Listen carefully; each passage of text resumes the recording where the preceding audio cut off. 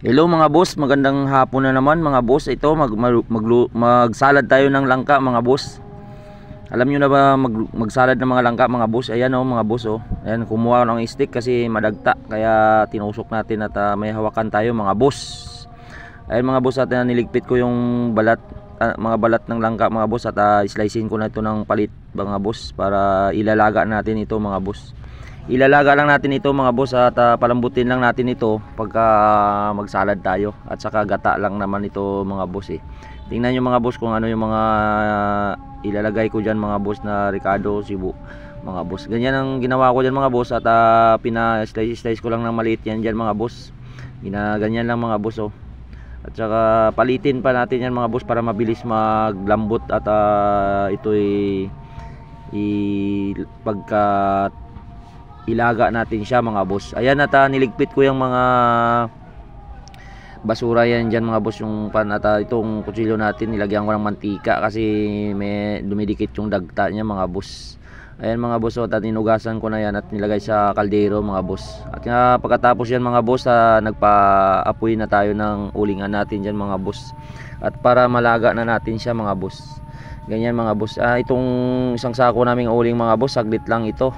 250 yan ng isang sako mga boss, at 1 week lang namin maubos na yan mga boss, kasi mabilis ito, yung hindi mabaga tong uling na to mga boss, mabilis lang matubunaw yung kanya. Ayan mga boss, at nilaga na natin. Ganyan lang mga boss, ilaga lang natin yan mga boss. At saka ngayon may maraming mga uling na nalaglag, walis-walisan ko mga boss, kasi gusto ko yung malinis yung pag ako'y gumagawa ng mga nagluluto mga boss. Gusto ko kalinisan talaga mga boss. Yung mga nalapagan ko malinis dapat mga boss. Ayan mga boss, at inutusan ko itong kasama ko na magkayod siya ng nyug mga boss, na panggata natin sa salad na langka natin mga boss. Ganun ng Ricardo natin gata. Ayan, may luya saka sibuyas lang yan mga boss, yung saka paminta, suka o sili, at mga gusto nyo na maanghang yung salad nyo na langka mga boss. Ayun mga boss, nilagay ko yung suka dyan sa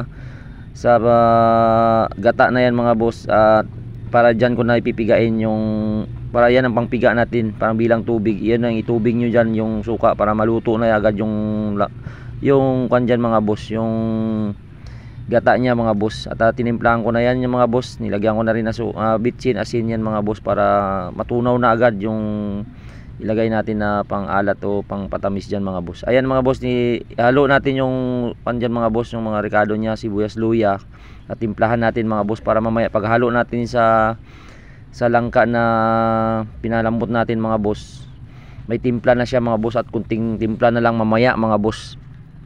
Ayan mga boss, at lumambot na yan mga boss, nalaga na yan mga boss. Pigaan pa rin natin yan mga boss, at yan oh, nasurrender na yung kamay ko dyan kapiga kasi mainit pa pala, pero nakaya, okay na rin mga boss. At yan na mga boss, napigaan na natin.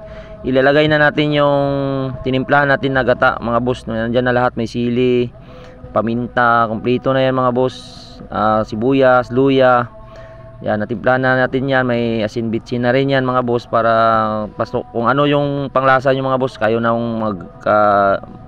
magtimpla yan mga boss. Ayan, okay na sa akin mga boss, at para natapos ko na rin mga boss. Ito na mga boss, paki-like and share mga boss. Maraming salamat.